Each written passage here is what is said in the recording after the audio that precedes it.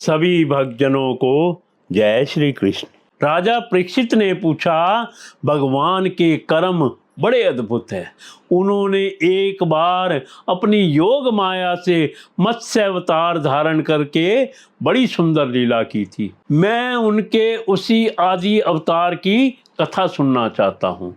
भगवान मत्स्य योनि एक तो यों ही लोक निंदित है, दूसरे तमोगुणी और असह्य परतंत्रता से युक्त भी है।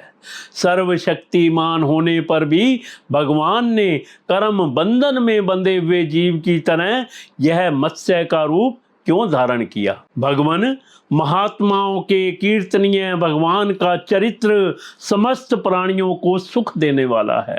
आप कृपा करके उनकी वह सब लीला हमारे सामने पूर्ण रूप से वर्णन कीजिए। सूत जी कहते हैं, शौनकादि ऋषियों, जब राजा परीक्षित ने भगवान श्री सुखदेव जी से यह प्रश्न किया, तब उन्होंने विष्णु भगवान का वह चरित्र जो उन्होंने मत्स्य अवतार धारण करके किया था वर्णन किया।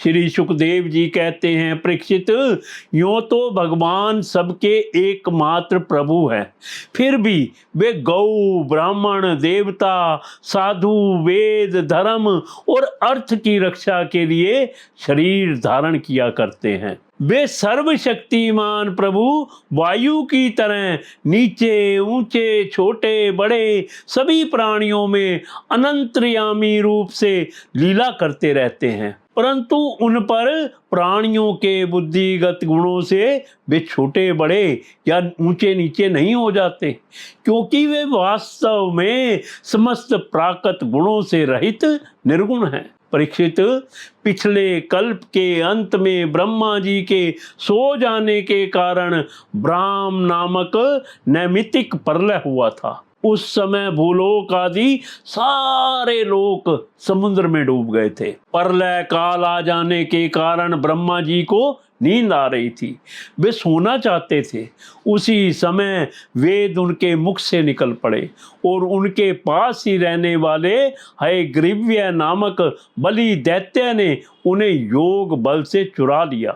सर्वशक्तिमान भगवान श्री हरि ने दानवराज हयग्रीव की यह चेष्टा जान ली, इसीलिए उन्होंने मत्स्य अवतार ग्रहण किया। परीक्षित, उस समय सत्यव्रत नाम के एक बड़े उदार एवं मत्स्य परायण राजश्री केवल जल पीकर तपस्या कर रहे थे। वही सत्यव्रत वर्तमान महाकल्प में विवस्वान सूर्य के पुत्र श्राद्ध देव के नाम से विख्यात हुए और उन्हें भगवान ने वेवस्वत मनु बना दिया। एक दिन वे राजश्री कृतमाला नदी में जल से तर्पण कर रहे थे। उसी समय उनकी अंजलि के जल में एक छोटी सी मछली आ गई। परीक्षित, द्रविड़ देश के राजा सत्यव्रत ने अपनी अंजलि में आई हुई मछली को जल के साथ ही फिर से नदी में डाल दिया। उस मछली ने बड़ी करुणा के साथ परम दयालु राजा सत्यव्रत से कहा, राजन, आप बड़े दीन दयालु हैं। आप जानते ही हैं कि जल में रहने वाले जंतु अपनी जाति वालों को भी खा डालते हैं। मैं उनके भय से अत्यंत व्याकुल हो रही हूँ। आप मुझे फिर इसी नदी के जल में क्यों छोड़ रहे हैं? राजा सत्यव्रत को इस बात का पता नहीं था कि स्वयं भगवान मुझ पर प्रसन्न होकर कृपा करने के लिए मछली के रूप में पधारे हैं। इसलिए उन्होंने उस मछली की रक्षा का मन ही मन संकल्प किया।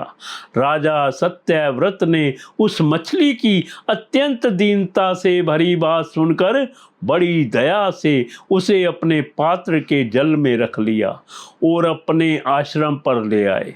आश्रम पर लाने के बाद एक रात में ही वह मछली उस कमंडल में इतनी बढ़ गई कि उसमें उसके लिए स्थान ही ना रहा। उस समय मछली ने राजा से कहा, अब तो इस कमंडल में मैं कष्ट पूर्वक भी नहीं रह सकती, अतः मेरे लिए कोई बड़ा सा स्थान नियतित कर दीजिए जहां मैं सुख पूर्वक रह सकूं। राजा सत्यव्रत ने मछली को कमंडल से निकालकर एक बहुत बड़े पानी के मटके में रख दिया, परंतु वहां डालने पर वह मछली 2 ही घड़ी में 3 हाथ बढ़ गई। फिर उसने राजा सत्यव्रत से कहा, राजन, अब यह मटका भी मेरे लिए पर्याप्त नहीं है, इसमें भी मैं सुखपूर्वक नहीं रह सकती। मैं तुम्हारी शरण में हूँ, इसलिए मेरे रहने योग्य कोई बड़ा सा स्थान मुझे दो। परीक्षित, सत्यव्रत ने वहां से उस मछली को उठाकर एक सरोवर में डाल दिया, परंतु वह थोड़ी ही देर में इतनी बढ़ गई कि उसने एक महामत्स्य का आकार धारण कर उस सरोवर के जल को घेर लिया और कहा, राजन, मैं जलचर प्राणी हूँ, इस सरोवर का जल भी मेरे सुखपूर्वक रहने के लिए पर्याप्त नहीं है, इसलिए आप मेरी रक्षा कीजिए और मुझे किसी अगाध सरोवर में रख दीजिए। मत्स्य भगवान के इस प्रकार कहने पर वे एक एक करके उन्हें कई अटूट जल वाले सरोवरों में ले गए, परंतु जितना बड़ा सरोवर होता उतने ही वे बड़े हो जाते। अंत में उन्होंने उन लीला मत्स्य को समुद्र में छोड़ दिया। समुद्र में डालते समय मत्स्य भगवान ने सत्यव्रत से कहा, वीर, समुद्र में बड़े बड़े बली मगर आदि रहते हैं, वे मुझे खा जाएंगे, इसलिए आप मुझे समुद्र के जल में मत छोड़िए।